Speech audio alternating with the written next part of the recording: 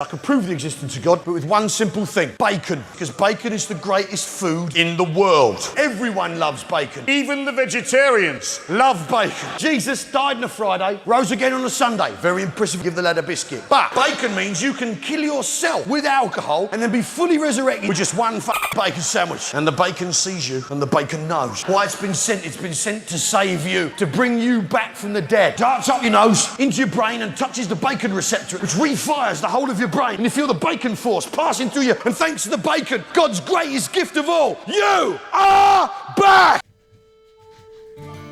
Welcome to Binging with Bear.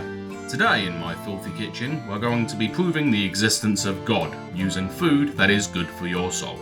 Our traditional English bacon butty.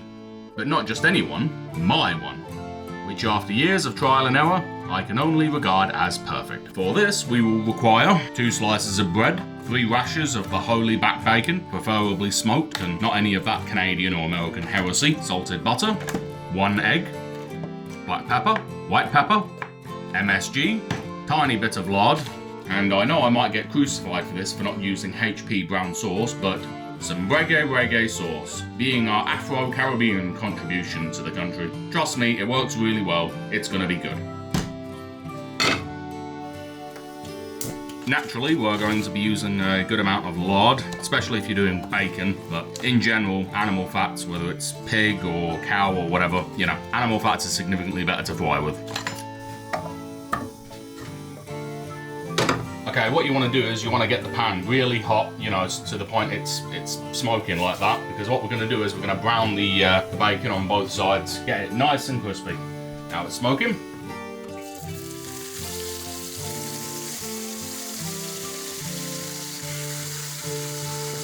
Okay, while we're waiting for that to fry down, we'll toast our bread.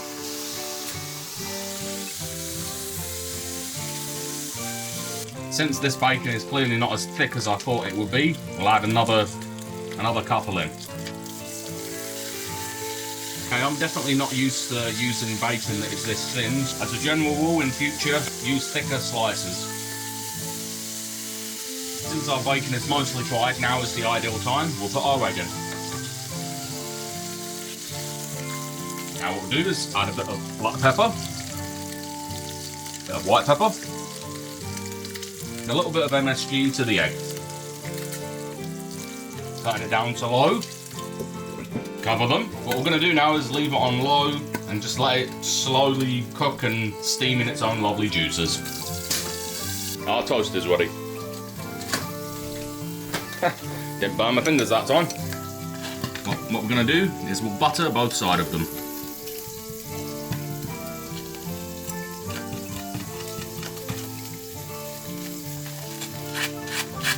Buttering toast. The vein of bloody any kind of sandwich. Lovely.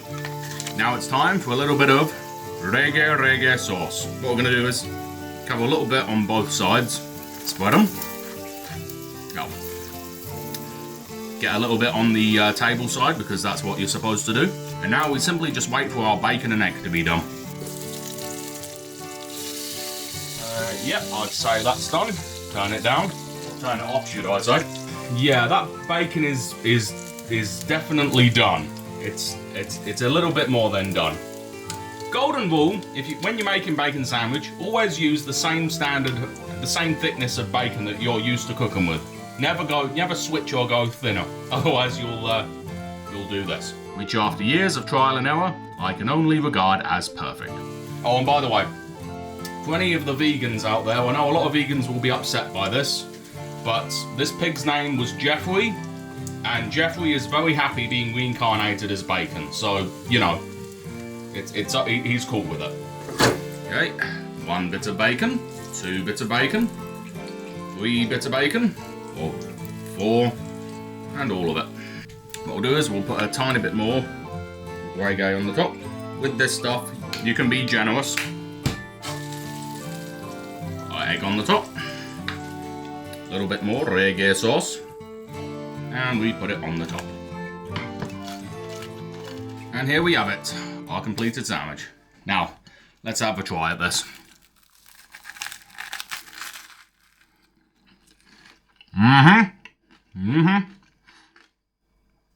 That is definitely good for your soul. The only criticism I have with this is I didn't use the standard bacon that I would normally buy, which comes in a larger pack. And apparently that bacon is a little bit thicker than this, so it kind of screwed up the cooking process a bit, or the frying process a bit, where 3 would normally be enough. However, regardless, it is still quite good. I'd probably put a little bit more variegated sauce in it, but that is fixable. Now, I think I'll take another bite of this while I'm still legally allowed to, before the cultural spine of our nation is completely broken. Like George Orwell said, "Oh England, you're England."